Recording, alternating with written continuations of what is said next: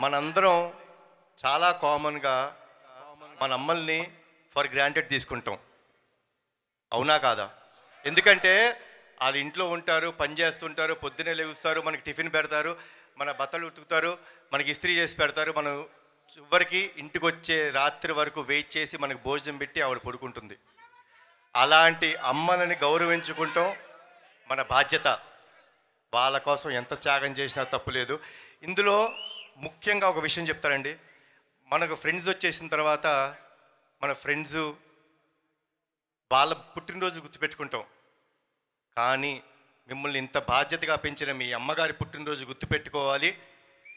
పెట్టుకుంటే మనందరం ఫ్యూచర్ కూడా బాగుంటుంది. సో ప్లీజ్ అమ్మలకి గౌరవం ఇవ్వండి. ఈ సినిమా అమ్మలందరికీ మాకు అంకితం చేస్తున్నాం. అండ్